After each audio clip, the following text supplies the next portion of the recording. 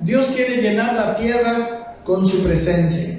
Dios quiere llenar la tierra a través de sus hijos que han madurado y que lo muestran a Él, ¿no? Que Dios se ve a través de nosotros. Toda la iglesia tiene este propósito. Todas las iglesias deberíamos ir tras este propósito. Y esto es lo que quiero en esta mañana mostrarles en la Biblia. ¿Por qué Jesucristo vino? ¿Cuál es el propósito final cuando Él viene a nuestras vidas y nos salva? En la tierra Dios tiene propósito. Amén. Sabemos que nuestro destino final es eterno, es con Dios, pero en esta tierra Dios tiene propósitos. Y en realidad nuestro destino eterno, por toda la eternidad, depende de cómo nosotros nos movemos en este tiempo, ¿no? Hay galardones, hay lugares que se conquistan ahora. Y sabemos que la salvación viene por gracia, nosotros no tuvimos nada que ver con ella, Él nos salvó. ¿Ok? Ahora quiero mostrarles en la Biblia algunos detalles que necesitamos comprender totalmente. Primero, vamos a mirar el asunto de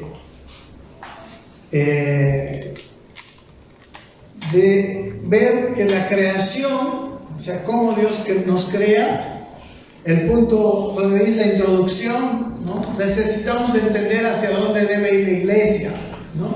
La creación del hombre manifiesta su constitución y el plan de Dios con la tierra. Desde el Génesis 1, nosotros 1 y 2 y 3, con esos 3 capítulos podemos entender el propósito de Dios en esta tierra. ¿Ok? Primero, el hombre fue creado a imagen de Dios, ¿no? Dice Génesis 1:26 que entonces dijo Dios: hagamos al hombre a nuestra imagen, conforme a nuestra semejanza, y señoree en los peces del mar, en las aves de los cielos, en las bestias, en toda la tierra y en todo animal que se arrastra sobre la tierra. Después vamos a ver por qué Dios le da autoridad al hombre sobre todo. El siguiente versículo dice: y creó Dios al hombre a su imagen. A imagen de Dios lo creó, varón y hembra los creó. Y los bendijo Dios y les dijo: fructificad y multiplicaos, llenad la tierra y sojuzgadla, y señoread en los peces del mar, en las aves de los cielos y en todas las bestias que se mueven sobre la tierra. Entonces, vemos una cosa importante aquí. Número 1, que Dios creó al hombre a su imagen y a su semejanza. Y después le dio autoridad sobre la creación. Ese es el segundo punto. Y el tercer punto, sumamente importante, que le dijo que fructifique, dice, ¿no? Fructificad y multiplicaos para llenar la tierra. El hombre, Adán, antes del pecado, era un reflejo de la imagen de Dios. Él había sido criado a la imagen de Dios. Él tenía el reflejo de Dios, y al llenar el hombre la tierra, ¿no? al primero fructifique, ¿verdad? Sabemos que es fructificar, es dar fruto. La Biblia dice que el fruto del Espíritu es amor, gozo, paz. Él les dijo: fructifique y llene la tierra, ¿verdad? La iglesia quiere llenar la tierra con palabras. La iglesia tiene que fructificar y después va a llenar la tierra, ¿no? Y miren, aquí está la doble. El siguiente dice en Génesis 2:7, dice cómo lo creó, ¿no? Entonces Jehová, dice Dios, formó al hombre del polvo de la tierra y sopló en su nariz aliento de vida, y fue el hombre un ser viviente. En este versículo vamos a entender la constitución del hombre. Tenemos una parte que es del polvo de la tierra, nuestra parte material, y otra parte espiritual, que es lo que Dios sopló, el aliento de vida, que la palabra aliento es la misma palabra espíritu, Dios nos dio espíritu, y esa es la imagen que tenemos de Dios, el espíritu del hombre. Y el hombre tenía la capacidad de gobernar la tierra y de llenar esta tierra con su presencia. Recuerden que al comienzo la tierra estaba desordenada y vacía, y estaba cubierta de tinieblas. Entonces el hombre debía llenar a la tierra. Cierto que Dios hizo la luz y todo eso, pero las cosas que Dios hizo son en alguna manera una representación de Dios. En alguna manera nos muestran a Dios, pero Dios quería una mayor muestra de su presencia, de Él mismo. Y por eso creó al hombre. Y quiero decirles, hermanos, Dios no ha cambiado de propósito. El hombre falló, ¿no? El problema del hombre fue que esa imagen y semejanza de Dios, Él la arruinó con el pecado. Aquí vemos, según la hojita que ustedes tienen, la segunda cosa dice la muerte espiritual. Ahí lo tienen. La muerte espiritual, Génesis 2, 16 y 17 y Génesis 3, 6. Aquí vemos lo siguiente, ¿no? Si todos los que lleguen, yo les pido que tomen una hojita donde está o ponerla, o allá atrás, Ginita, por favor, la puedes dejar a los hermanos para que cuando alguien entre, le den. Bien, dice en Génesis 2, 16 y 17 que mandó Jehová Dios al hombre, diciendo: de todo árbol del huerto podrás comer, mas del árbol de la ciencia del bien y del mal no comerás, porque el día que de él comieres, ciertamente morirás. Aquí vemos que Dios le dice al hombre, le habla al hombre, y le dice palabras que el hombre necesitaba entender, ¿no? Y así como hoy también la palabra de Dios, nosotros necesitamos no solo entender, sino obedecer. Y el hombre, ¿qué pasó? No vamos a ver todo el relato, pero desobedeció. Eso es lo que podemos decir. Al final de cuentas, en el siguiente versículo 3:6, habla de la mujer, después de haber hablado con la serpiente, vio la mujer que el árbol, dice, era bueno para comer y que era agradable a los ojos, y árbol codiciable para alcanzar la sabiduría, y tomó de su fruto y comió. Y dio también a su marido, el cual comió así como ella, ¿no? ¿Qué hicieron ellos? Desobedecieron. ¿Cuál iba a ser la consecuencia? Muerte, ¿verdad? Morirás. Entonces, el hombre en realidad no cae muerto en ese momento, pero sí la relación con Dios sufre un corte. Y cuando nosotros estamos fuera de la relación con Dios, hay muerte en nuestra vida. Amén, hay muerte.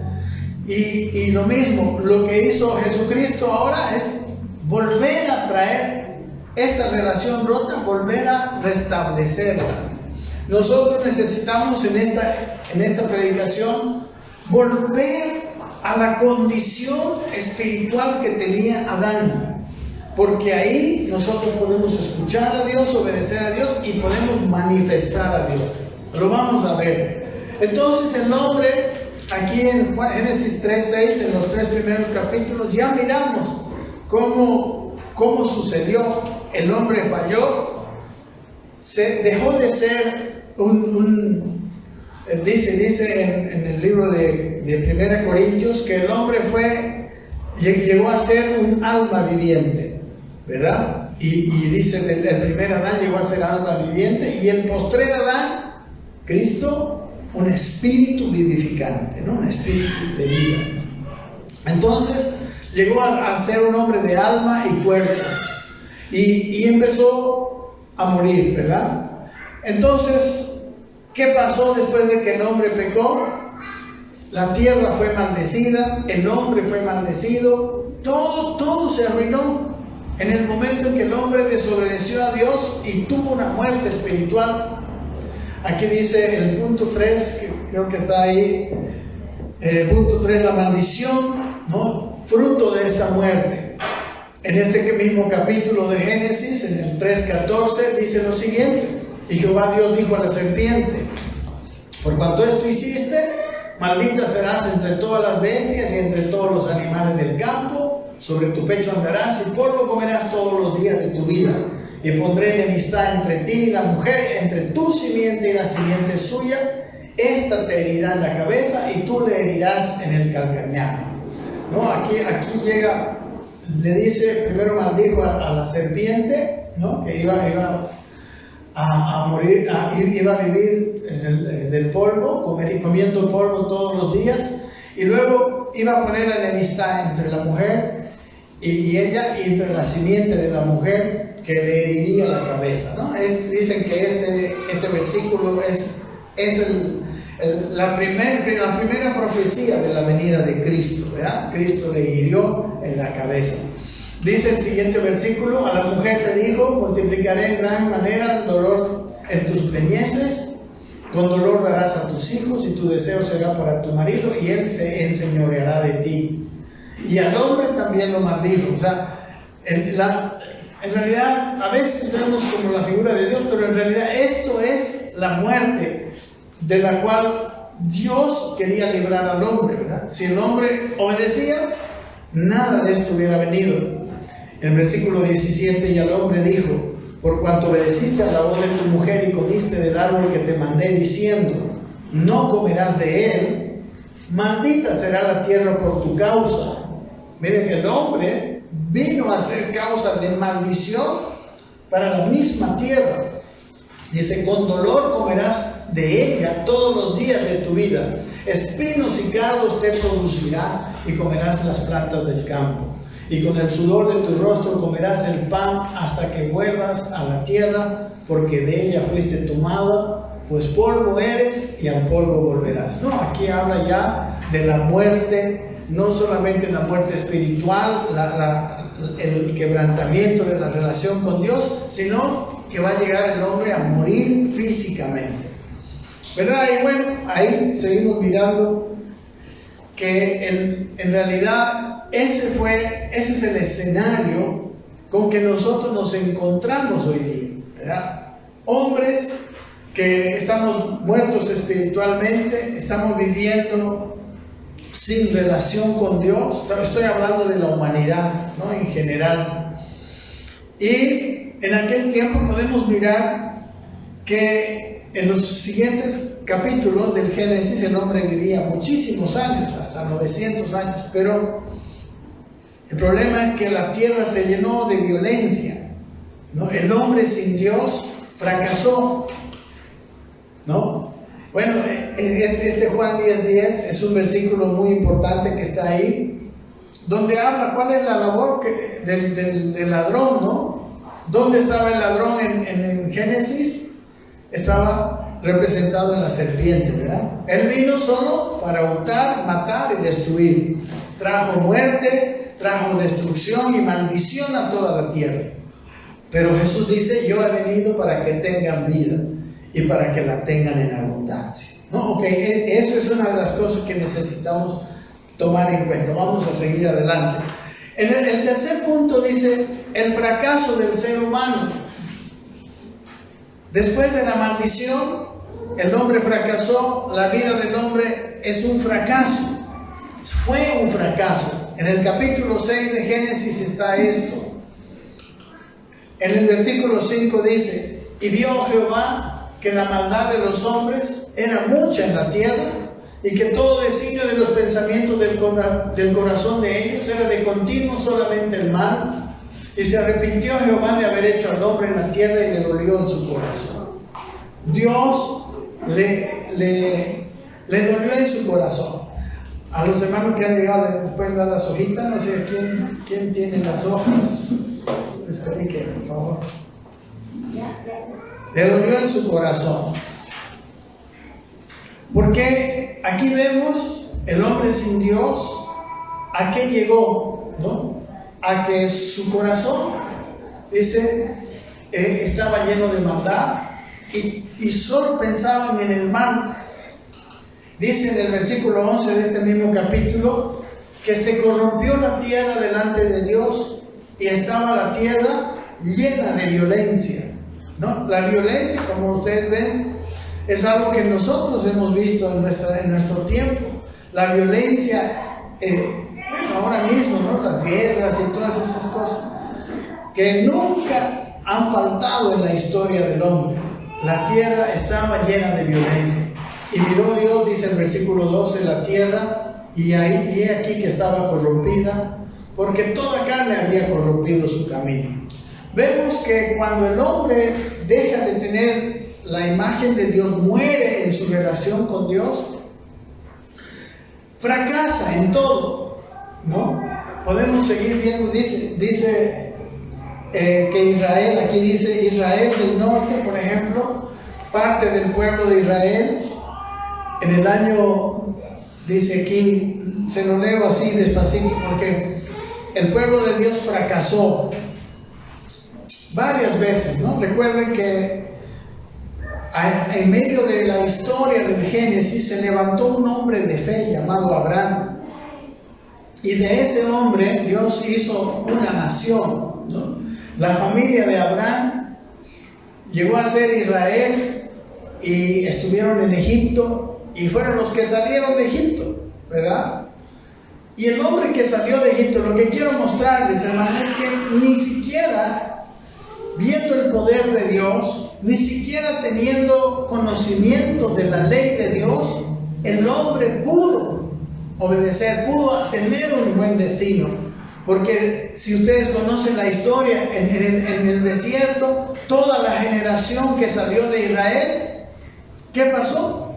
Quedó postrada en el desierto, ¿verdad? Por incredulidad.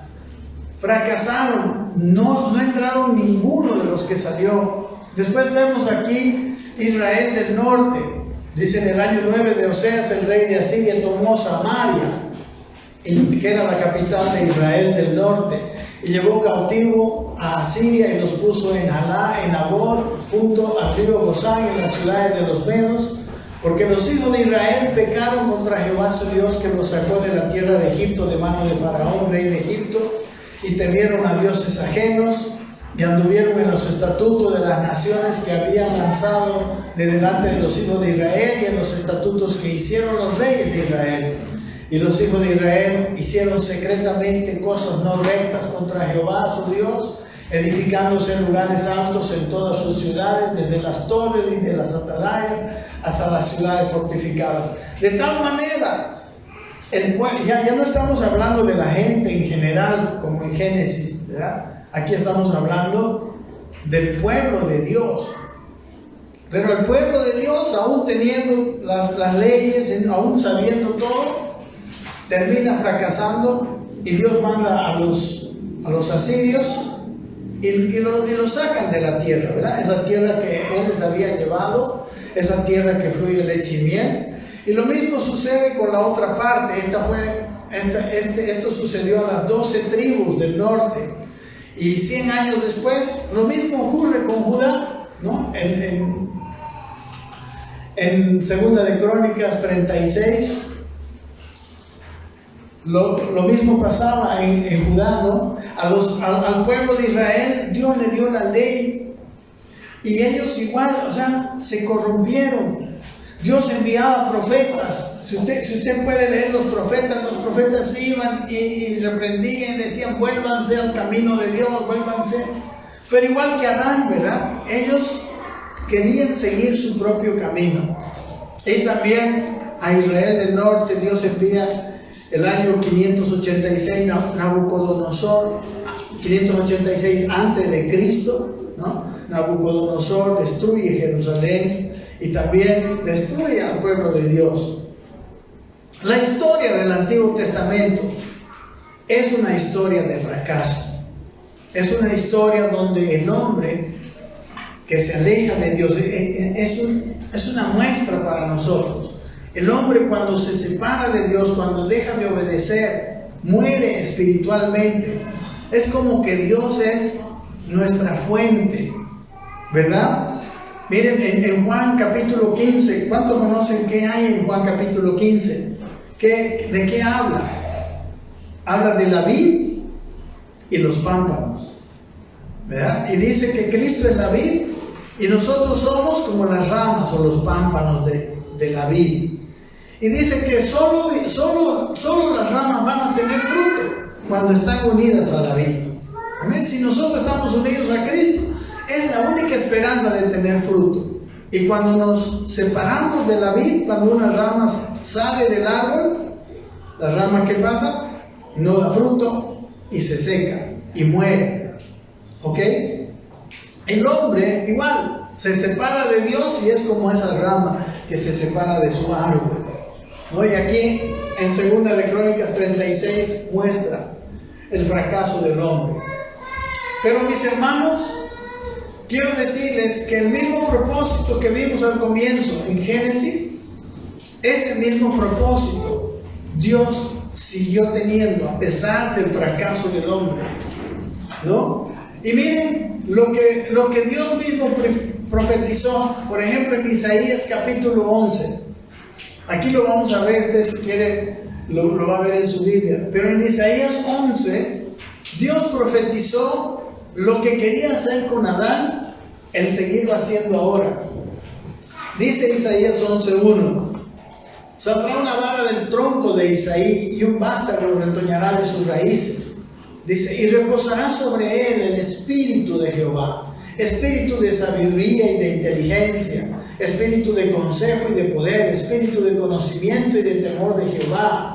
Y le hará entender diligentemente en el temor de Jehová. No juzgará según la vista de sus ojos, ni arguirá por lo que oigan sus oídos, sino que juzgará con justicia a los pobres y arguirá con equidad por los mansos de la tierra. Y herirá la tierra con la vara de su boca y con el espíritu de sus labios matará al impío. ¿De quién está hablando? De la vara de Isaí, ¿verdad? ¿Quién era Isaí? Isaí era el padre de David, ¿no? Y en el Nuevo Testamento, en Israel, lo llaman a Jesús, hijo de David. Entonces aquí está profetizando Isaías. Isaías más o menos vivió como unos 700 años antes de Cristo. Y estaba hablando no solamente Isaías 53, porque Isaías 53 habla de Cristo en su pasión, ¿verdad? Cuando llevó el pecado de todos nosotros, cuando fue cargado. Pero en Isaías 11 habla del plan de Dios, del plan de restauración para la tierra que sigue teniendo hoy en día. Versículo 5, seguimos en Isaías 11. Dice: y será la justicia el cinto de sus lomos y la fidelidad el ceñidor de su cintura. ¿De quién? De Cristo. Ahora miren la tierra. Versículo 6 dice: morará el lobo con el cordero, y el leopardo con el cabrito se acostará. El becerro y el león y la bestia doméstica andarán juntos, y un niño los pastoreará. ¿Qué dijimos al comienzo que quería hacer con el hombre cuando le dijo que fructifiquen y luego se multipliquen y llenen la tierra? Que llenarían la tierra con la presencia de Dios. Llenarían la tierra con una gracia, con una unción restauradora, ¿no? De tal manera que el lobo y el cordero podían vivir juntos. Ahora no pueden vivir juntos, ¿verdad? Él dice: el leopardo con el cabrito se acostará, ¿no? Ahí durmiendo el leopardo y el cabrito. El becerro y el león y la bestia doméstica andarán juntos, y un niño los pastoreará. Miren, un niño pastoreando leones. Dice: la vaca y la osa pasarán, sus crías se echarán juntas, y el león como el buey comerá paja. ¿Qué habla esto? De una restauración hasta de la naturaleza. ¿Por qué? Porque el hombre en Cristo vendrá y traerá la presencia de Dios. Y dice el versículo 8: y el niño de pecho jugará sobre la cueva del áspid, y el recién destetado extenderá su mano sobre la caverna de la víbora, y no le va a pasar nada. ¿Por qué? Porque Dios habrá restaurado la creación. Recuerden que ¿qué pasó con la creación? Fue maldecida, ¿verdad? Maldita será la tierra. Vimos eso. Y saben ustedes, hermanos, que al comienzo de la creación, todos los animales, no había animales carnívoros, todos los animales eran herbívoros. En Génesis, miren, terminamos con el 9, dice: no harán mal ni dañarán en todo mi santo monte, porque la tierra será llena del conocimiento de Jehová, como las aguas cubren la mar. Lo que Dios quería era que Adán y Eva, ¿verdad?, y sus descendientes, fructificando, ¿verdad?, trayendo el fruto de Dios, que es el fruto del Espíritu, y multiplicándose, llenen la tierra, y la tierra sería sanada. ¿Ok? La tierra debería ser sanada a través de ellos. Pero claro, ellos fallaron y la tierra no se llenó del conocimiento de Jehová, ¿verdad? La tierra siguió. Pero en Génesis 1:30, miren, si usted anótese ahí en su Biblia, lo va a corroborar. Dice que los animales comían paja, y a toda bestia de la tierra, y a todas las aves de los cielos, y a todo lo que se arrastra sobre la tierra en que hay vida, toda planta verde les será para comer. Y fue así. Amén. Antes el león no comía ovejas, ni comía cabritos, ni comía otros animales. ¿Comía qué? Planta verde. Y en Isaías 11, cuando Dios, a través de Isaías, profetiza el plan de Dios para la tierra, dice que el león comerá paja. Amén. La tierra tenía que tener esa transformación a través de Adán. Pero como vemos, falló. Toda la tierra se llenó de violencia. Ni aún el pueblo de Israel, el pueblo de Dios, pudo tener éxito en el Antiguo Testamento. ¿Y qué es lo que nos indica eso? Ahí nos indica que la necesidad absoluta de Cristo. ¿Amén? Cristo vino y nos trajo a restaurar aquello que Adán y Eva perdieron. En su librito, va a citar, en el punto B del punto 5, dice: en el Nuevo Testamento se cumplirá Colosenses 1:19 al 21, y la creación también lo sabe, ¿no? Colosenses 1:19, del 18, miren, dice lo siguiente acerca de Cristo. Está hablando en capítulo 1. Si quieren saber, Colosenses capítulo 1 es un capítulo donde exalta a Cristo, donde se ve la magnificencia de Cristo. Y dice en el versículo 18: y Él es la cabeza del cuerpo, que es la iglesia. Él, que es el principio, el primogénito de entre los muertos, para que en todo tenga la preeminencia, por cuanto agradó al Padre que en Él habitase toda plenitud. Y luego dice: y por medio de Él, de Cristo, reconciliar consigo, ¿qué? Todas las cosas, así las que están en la tierra, como las que están en los cielos, haciendo la paz mediante su sangre de su cruz. O sea, Cristo vuelve a traer ese propósito de Dios y reconcilia todas las cosas, las que están sobre la tierra y las que están en los cielos. Y dice en el versículo 21 que también a los hombres. Y a vosotros también, dice, que erais en otro tiempo extraños y enemigos en vuestra mente, haciendo malas obras, ahora os ha reconciliado. Amén. Cristo vino y todo lo que perdió Adán, Él lo volvió a ganar. Nos volvió a reconciliar, ¿no? Adán se escapó de Dios, se escondía de Dios, dice, después de que pecó, pero ahora más bien Cristo nos vuelve a reconectar con Dios. Yo se lo he escrito ahí porque esto es muy importante, porque nosotros, todas las iglesias, la iglesia del Señor debe saber a dónde va, y vamos para allá. Ese es nuestro norte. Toda otra dirección que va tomando, como a veces ha tomado la iglesia, es una dirección errada. Jesús dijo que Él era la luz. Y dice que los que creen en Él, dice, no andarán en tinieblas. Amén. Y sabrán a dónde van. Y nosotros necesitamos comprender a dónde vamos. Y cuando comprendemos a dónde vamos, ahora el Señor, que es el que nos va a llevar, y nosotros estaremos de acuerdo y podremos caminar hacia donde vamos. Amén. Entonces, por medio de Cristo, Dios reconcilia todas las cosas, las que están en la tierra y las que están en los cielos, y a nosotros los hombres. ¿Ok?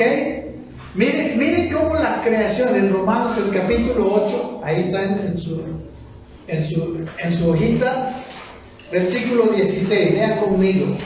El Espíritu mismo dice, da testimonio a nuestro espíritu de que somos hijos de Dios. ¿Verdad? ¿Ustedes son hijos de Dios? Amén. ¿Sabe quién le da testimonio? Yo no tengo que enseñarle que usted es hijo de Dios, porque su espíritu le da, el espíritu, dice, el Espíritu de Dios le da testimonio al espíritu de usted que es hijo de Dios. Y dice versículo 17, y si hijos, si es que somos hijos, también herederos, herederos de Dios y coherederos con Cristo, si es que padecemos juntamente con Él, para que juntamente con Él seamos glorificados. Si morimos juntamente con Él, ¿verdad? Él murió a esta vida, Él murió a sus planes para vivir para la voluntad de Dios. Si nosotros también vivimos para la voluntad de Dios, entonces juntamente con Él seremos glorificados, dice. Versículo 18, Romanos 8 dice, que pues tengo por cierto, dice, que las aflicciones del tiempo presente no son comparables con la gloria venidera que en nosotros ha de manifestarse. Hay una gloria que en nosotros ha de manifestarse, ¿verdad? Y esa gloria va a hacer efectiva la reconciliación de Dios con la creación y con la humanidad. Dice, porque el anhelo, miren lo que dice el versículo 19, el anhelo ardiente de la creación es el aguardar la manifestación de los hijos de Dios. La creación está sufriendo, es que Dios, hermanos, y algunas personas están peleando por la creación, ¿no? Los ecologistas, los verdes de toda la tierra, están buscando que la tierra no se arruine más. El hombre sin Dios, en vez de traer a la tierra el conocimiento de Dios, la está llenando como en Génesis de violencia. Pero hoy en día hay una nueva raza de seres que son los hijos de Dios. Y la creación, hermanos, está esperando la manifestación de los hijos de Dios. Que nosotros salgamos a la luz. Pero no podemos salir a la luz con nuestra vieja manera de vivir, ¿verdad? Porque no vamos a llenar la tierra con la presencia de los evangélicos, ¿verdad? No vamos a llenar la tierra con la presencia, no sé, de los que conocen la Biblia. No, con Cristo en nosotros. Por eso el plan de Dios era Cristo en nosotros, la esperanza de gloria. Hay una acción poderosa que Dios quiere hacer, en sus planes está. Y nosotros necesitamos entender que para allá debemos ir. Sigue, dice el versículo 20, porque la creación fue sujetada a vanidad, no por su propia voluntad. La creación, hermanos, no quería estar así, no quería estar corrompida, sino por causa de que la sujetó en esperanza, por causa del hombre, ¿verdad? Quedó así. Y dice el versículo 21, el versículo 21 es una palabra también profética, igual que Isaías 11. Dice, porque también la creación misma será libertada de la esclavitud de corrupción a la libertad gloriosa de los hijos de Dios. ¿Ok? El caminar nuestro debe ser crecer en Cristo, para que por medio de nosotros porque por medio de nosotros se va a manifestar la gloria de Dios en este mundo. La creación y los hombres sean reconciliados. ¿Ok? El siguiente punto dice: restauró la vida espiritual del hombre. Para hacer esto, ¿Dios qué hizo? No, primero nos reconcilió, ¿verdad? Y dice Juan 1:12, dice: mas a todos los que le recibieron, a los que creen en su nombre, les dio potestad de ser hechos hijos de Dios. La creación está esperando la manifestación de ¿quiénes? De los hijos de Dios. Y dice el versículo 13 que los hijos de Dios no son engendrados ni de carne, ni de sangre, ni de voluntad de varón, sino son engendrados ¿de quién? De Dios. Eso dice Juan 1:13. Ellos son no, Dios nos ha engendrado. No solamente nos ha perdonado. O sea, una cosa es perdonarnos y otra cosa es engendrar hijos, ¿verdad? Usted puede querer tener hijos, ¿verdad? Pero usted no lo va a tener porque quiere tenerlos. Usted va a tener, ¿no?, que engendrarlos. Un papá y una mamá van a tener que engendrarlos. Dios nos engendró a nosotros. Nos dio esa nueva naturaleza. Dice Efesios 4, ¿hasta qué medida? Aquí está el problema. Fuimos nacidos del Espíritu, fuimos nacidos de Dios, pero necesitamos crecer, necesitamos madurar, necesitamos llegar al máximo desarrollo de esa nueva naturaleza que Dios nos dio. Dice Efesios 4:13, hasta que todos lleguemos a la unidad de la fe y del conocimiento del Hijo de Dios, a un varón perfecto, a la medida de la estatura de la plenitud de Cristo. Porque solo la iglesia, cuando ha llegado a esta estatura, tendrá la gloria suficiente como para realizar esta tarea de reconciliar la creación con Dios y de quitar la maldición. Cristo ya lo consiguió, recuerden. Solamente nosotros vamos a venir a traer esa reconciliación a la práctica. Y dice Efesios 4:5, dos versículos más adelante, que siguiendo la verdad en amor, crezcamos en todo, en aquel que es la cabeza, esto es en Cristo. Crezcamos, hermanos, en todo, en Cristo, en todo lo que es Cristo. Esta es la dirección de tu vida, esta es la dirección de esta iglesia, esta es la dirección que deberían tener todas las iglesias del norte. Debemos saber para dónde vamos, porque Dios tiene planes con nosotros. Ser cristiano no es para solamente venir todos los domingos a la iglesia. No es solamente para muchas cosas que se hacen, que todas son buenas, pero nunca debemos de perder el norte. Nunca debemos de perder que venimos a la iglesia, que hacemos todas las cosas, siempre con el deseo de que maduremos y que crezcamos en nuestra cabeza, que crezcamos en Cristo. Amén. Mañana usted tiene que ser más parecido a Cristo. Si usted viene en la mañana a esta reunión y no sale más parecido a Cristo, no valió de nada. Amén. Yo puedo ser el hombre más chistoso, puedo hacerle pasar momentos agradables, pero si usted no creció en Cristo, yo no he hecho nada en el Espíritu. Amén. Y aquí dice que Cristo, hermanos, nos muestra un poquito del propósito de Dios que Él tuvo con Adán y ahora lo tuvo con su Hijo. En Juan 1:14 dice que aquel verbo, que es el Cristo, ¿verdad?, fue hecho carne y habitó entre nosotros. Y vimos su gloria como del unigénito del Padre, lleno de gracia y de verdad. ¿Por qué se hizo? Otra de las razones de por qué se hizo hombre es para mostrarnos la gloria del Padre de una manera visible. El Padre no podría mostrarse porque el Padre es un ser espiritual. El mundo no podía ver al Padre, sino Jesucristo. Dice el Juan 1:18, a Dios nadie le dio jamás. El unigénito, Hijo que está en el seno del Padre, Él le ha dado a conocer. Nadie vio a Jesús. al Padre. Pero a Jesús sí se lo podía ver, ¿verdad? Porque tomó cuerpo, dice, ¿no ve? Fue hecho carne y habitó entre nosotros. ¿Ok?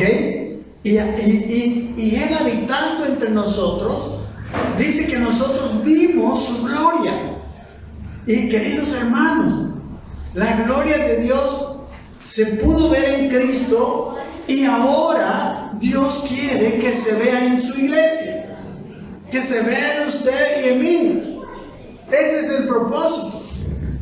Miren, en el capítulo 14 de este mismo Evangelio de Juan, Jesús está conversando con sus discípulos.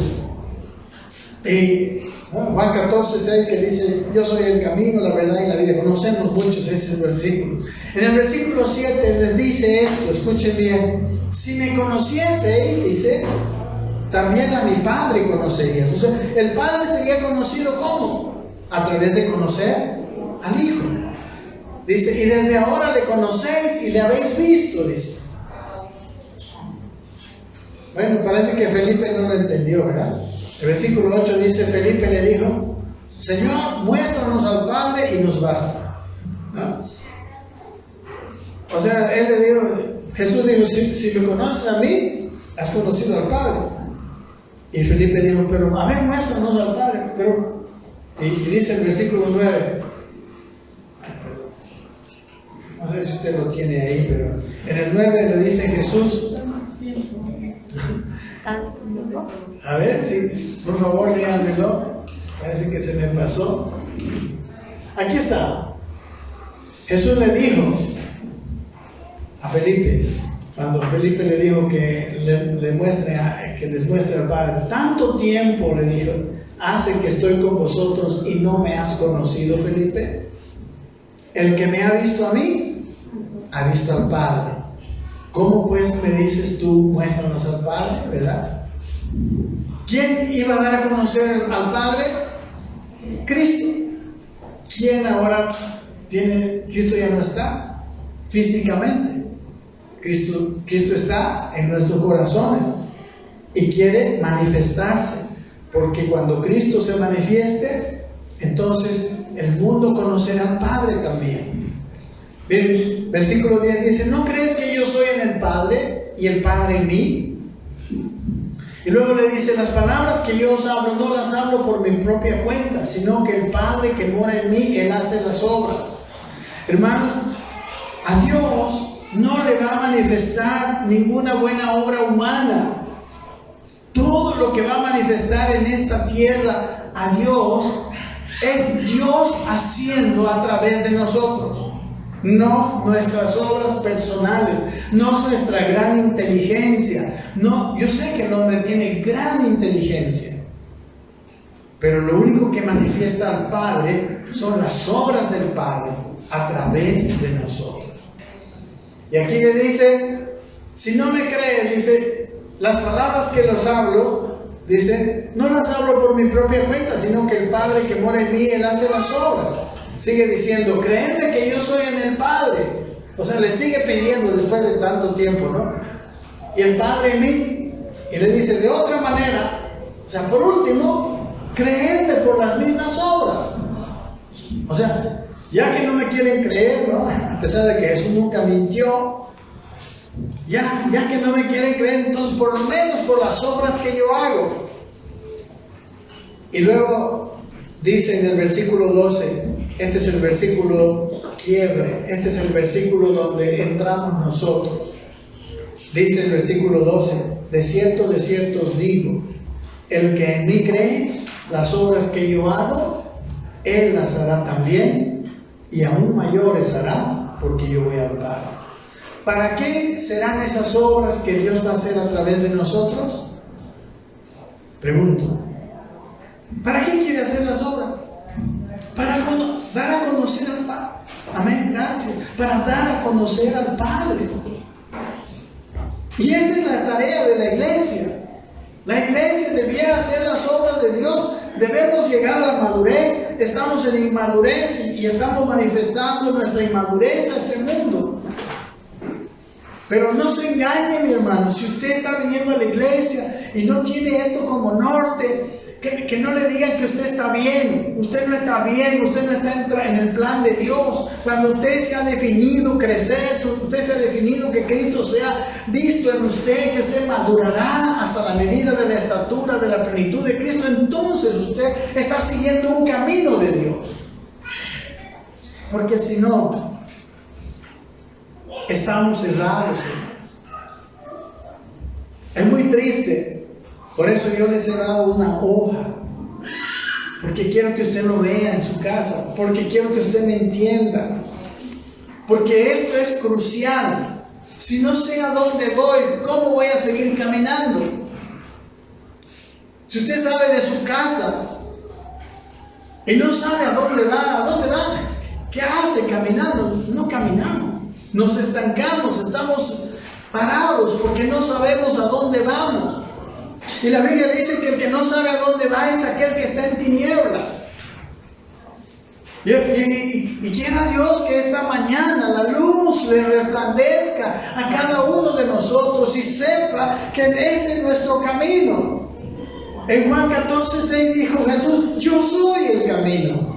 En este sentido, yo soy el camino, porque yo he venido a dar a conocer al Padre. Ese camino usted lo tiene que seguir, y un día sus vidas, sus personas, habiendo madurado en Cristo, con la ayuda de Dios, darán a conocer al Padre. Ese es el plan de Dios, y la creación será reconciliada. Y dice en Colosenses 1:27 al 29, como les digo, ese es el propósito de los ministros. Ese es el propósito del ministerio. Los pastores, maestros, evangelistas, apóstoles, tenemos un principal propósito. Dice Colosenses 1:26, hablando del misterio, dice que había estado escondido desde los siglos y edades, pero que ahora ha sido manifestado a sus santos, a quienes Dios quiso dar a conocer la riqueza de la gloria de ese misterio entre los gentiles, que es Cristo en nosotros, la esperanza de gloria. Dios quiere dar a conocer ahora. En el Antiguo Testamento no había, por eso el hombre fracasó. Por eso está ese Antiguo Testamento que nos lleva a Cristo. Y dice en el versículo 28, Pablo está hablando en su carta a los Colosenses, a quien anunciamos, ¿no?, a Cristo, amonestando a todo hombre y enseñando a todo hombre en toda sabiduría, a fin de presentar perfecto en Cristo Jesús a todo hombre. Hermanos, si yo soy su pastor y en algo puedo hacer, yo tengo que ser una ayuda para que usted siga creciendo en Cristo, siga madurando. La palabra perfecto aquí quiere decir, es la palabra teleios, que quiere decir llevado a su máximo desarrollo. ¿Amén? Que Cristo se desarrolle en nuestras vidas. Y dice el versículo 29, para lo cual también trabajo luchando según la potencia de Él, la cual actúa poderosamente en mí. Nadie puede hacer esta obra en su propia fuerza. Pablo decía: yo trabajo para presentar perfecto en Cristo Jesús, pero según la potencia de Dios que actúa en mí. Amén. Que no viene de mí, que no sale de mí, que no está en mí, que viene de Dios a través de mí. Amén. ¿Estamos? Ya estamos por terminar. Hermanos, Pablo en Éfeso nos da una muestra. Este capítulo ya muchas veces creo que se los he leído, pero podemos terminar de leerlo. Este es lo último. ¿Quieren leer conmigo? Abra su Biblia. Aquí hay una muestra de la reconciliación que Dios quiere hacer con la creación y con los hombres de la creación. ¿Verdad que está ahí en Colosenses capítulo 1? Vuelva a leer, por favor. Aquí en Hechos capítulo 19. Yo no lo puse aquí porque pensé que no íbamos a tener tiempo. Y quizá ya me pasé la hora, ¿no? Pero Hechos 19:9. Si usted tiene oportunidad, léalo en su casa, pero vamos a leer solo desde el versículo 9, ¿no? Cuando habla de la llegada de Pablo y de cómo él fundó la iglesia en Éfeso.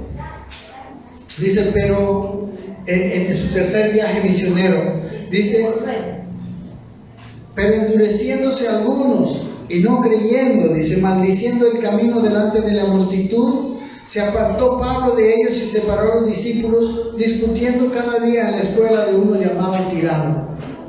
¿No? Pablo había llegado a Éfeso, había predicado en la sinagoga de los judíos. Algunos habían creído y otros más bien se endurecieron y maldijeron el camino y se separaron de los discípulos. Y Pablo dejó la sinagoga y se fue a la escuela de Tirano, y desde ahí empezó su ministerio. Versículo 10 dice, y así continuó por espacio de 2 años, de manera que todos los que habitaban en Asia, judíos y griegos, oyeron la palabra del Señor Jesús. Número 1, miren, todos los de la provincia romana de Asia oyeron la palabra del Señor. Y dice, y hacía Dios, versículo 11, milagros extraordinarios por mano de Pablo, de tal manera que aún se llevaban a los enfermos los paños o delantales de su cuerpo, y las enfermedades se iban de ellos. Y los espíritus malos salían. Amén. Mire, Dios obrando a través de un hombre que se decidió vivir para Dios, que se decidió crecer, que Cristo sea formado en él, porque estas mismas cosas, en las sanidades, ¿verdad? Y las liberaciones eran comunes en el ministerio de Cristo, ¿sí o no? Es parte de la restauración. Y aquí dice en el versículo 13, pero algunos de judíos, exorcistas ambulantes, intentaron invocar el nombre del Señor Jesús sobre los que tenían espíritus inmundos, espíritus malos, diciendo, os conjuro por Jesús el que predica Pablo. Había 7 hijos de un tal Esceva, jefe de los sacerdotes, que hacían esto, pero respondiendo el espíritu malo dijo, a Jesús conozco y sé quién es Pablo, pero vosotros quiénes sois.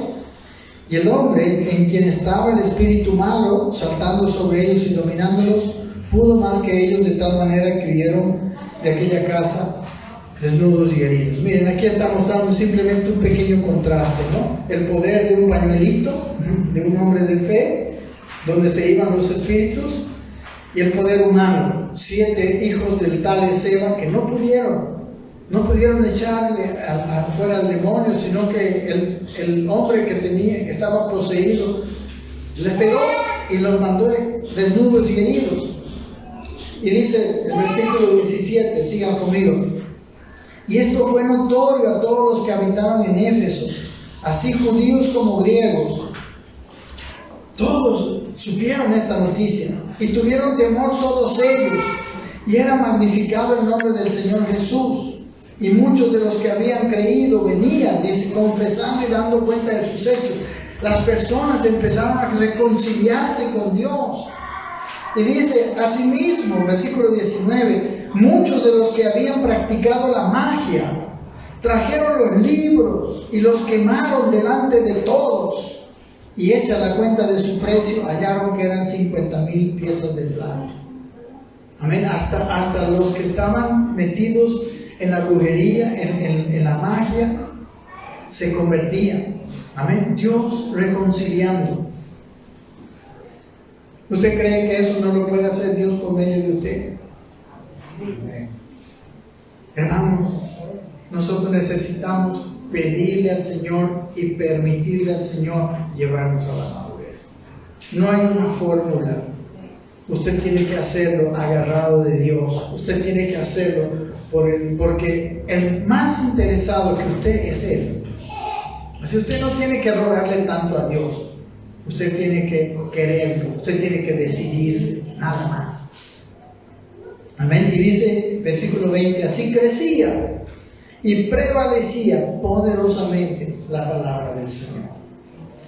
Hermanos, para allá tenemos que ir. Si usted no se ocupa de esto, Ocupaos en vuestra salvación, decía Pablo, con temor y temblor.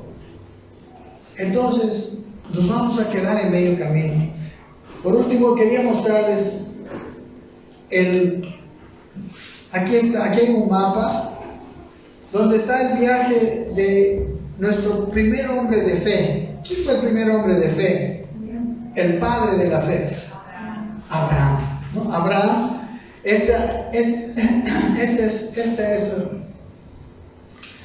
la parte de Ur. Aquí este punto es Ur de los Caldeos. Este otro punto se llama Harán. Y aquí está la tierra prometida. No sé si ustedes están familiarizados con el mapa. Pero el inicio de la vida de Abraham fue en Ur. Ur era una ciudad de los caldeos, una ciudad pagana. Y Abraham con sus padres salió, dice, Abraham estaba en la comodidad de su casa. Pero Dios llamó a Abraham y su familia y les dijo, salgan, ¿verdad? ¿Se acuerdan la historia? Salgan de su tierra y de sus parentelas a la tierra donde yo les mostraré. Y aquí en el amarillo está el viaje que iniciaron con su padre. Y fueron y llegaron a un lugar llamado Harán. Harán es una etapa intermedia del viaje de Abraham hacia la tierra prometida. Y ahí en Harán se quedaron varios años, hasta que murió el padre de Abraham, que se llamó Taré, ¿se acuerdan? Se murió el padre de Abraham. Y después Abraham, que no había llegado a la tierra prometida, siguió su viaje, ¿verdad? Y siguió de Harán y llegó a este lugar que es la tierra prometida, ¿no? El destino final, la tierra prometida. Si se dan cuenta, tanto Abraham como los israelitas tenían un destino, la tierra prometida. Los israelitas no tuvieron fe y quedaron en el desierto. Abraham, nuestro padre de la fe, sí llegó a su destino. ¿Ok? Conocen la historia. Él llegó a la tierra prometida. Se estableció en la tierra prometida. Con sus tropiezos pero llegó. Él estaba bien cómodo en la comodidad de Ur de los Caldeos.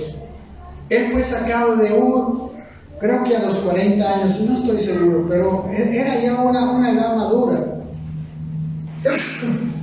Y él tomó un paso de fe, es el paso de fe de un hombre de fe. Y se fue con su padre y llegó a un lugar intermedio llamado Harán. Ese es el lugar, digamos, poniendo el viaje de Abraham como nuestro viaje. Ese es el lugar intermedio. Ese no es un lugar final. Y Abraham pudo haberse quedado en Harán, como pudo haberse quedado primero en Ur. Tenía todo ahí. Dicen que era una familia muy rica porque se fueron con muchas posesiones. En Harán se establecieron y también vivieron varios años con su padre. Pero no vale la pena quedarnos a medio camino, queridos hermanos. Hay un caminar que solo los hombres de fe van a llegar, el caminar hasta la tierra prometida. Amén. Hasta este lugar. ¿Y sabe qué? Así como los israelitas veían imposible entrar a la tierra prometida porque había gigantes y había ciudades amuralladas, nosotros podemos estar viendo todas las imposibilidades que hay en nuestras vidas. No, yo no puedo cambiar. No, yo soy siempre así. Pero si usted tiene fe, Dios le dice, yo voy a vencer tus gigantes. Yo voy a vencer, puedo ir contigo si tú quieres. Y ese es el camino de la iglesia, es un camino de fe. Y podemos hoy embarcarnos y decirle, Señor, y encaminarnos todo el tiempo, agarrados de la mano de Dios. Dios nunca nos va a dejar. Jesús dijo, he aquí, yo estoy con vosotros todos los días hasta el fin del mundo. Amén. Hagamos eso, mis queridos hermanos, hagamos eso. Es hora de ver si vamos a caminar el camino de fe o vamos a quedarnos en el lugar intermedio. Algunos ya han salido de Ur de los Caldeos, todos los que hemos recibido a Cristo, y estamos en Harán todavía. No hemos llegado a la tierra prometida. Como Israel en el desierto, hay que dar unos pasos más de fe para llegar, porque Dios quiere que esta creación sea restaurada. El propósito sigue siendo el mismo. ¿Cómo lo hará? No lo sé. Así como los israelitas, usted les iba a preguntar, ¿cómo es que Dios va a derrotar a los gigantes? ¿Cómo Dios los va a meter en esa tierra prometida? No sé, ¿verdad? Yo creo que Moisés hubiera dicho, yo no sé. Pero sí sé que Él nos va a meter. Amén. Si lo queremos. O sea, nuestro caminar como iglesia es un caminar con propósito. Es un caminar en fe y en poder espiritual. La iglesia es el cuerpo de Cristo. Es algo poderoso. No es simplemente que nos gusta reunirnos. No. Dios está con nosotros. Somos su cuerpo. Y si usted quiere caminar con Abraham, usted, igual que Abraham, necesitó fe para recibir a Cristo, para tener esa nueva vida. Y ahora necesitamos seguir teniendo fe hasta llegar al fin del camino. Padre, te damos muchas gracias. Gracias porque tú eres bueno, Señor.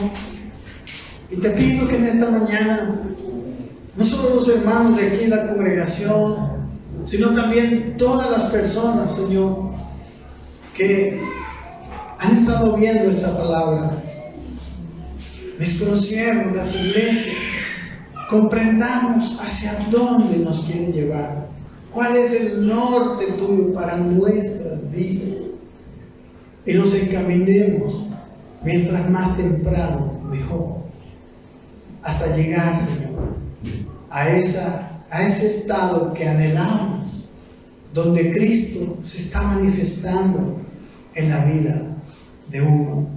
Yo quiero, Señor, y aquí mis hermanos también, y queremos agarrarnos de tu mano, porque no es un viaje solos. Sabemos que solos no podemos llegar a ningún lado. Sabemos que solos, Señor, es imposible. El Antiguo Testamento nos muestra que el hombre no puede, Señor. Pero ahora Cristo nos unió a ti, Padre. Cristo abrió el velo y tenemos libre entrada, Señor, a tu presencia. Todos los días estamos delante de ti. En todo momento, Señor. No solo cuando nos arrodillamos, todo el tiempo podemos estar. Nos puedes ir guiando, podemos ir caminando, podemos poner tu yugo sobre nosotros, Señor.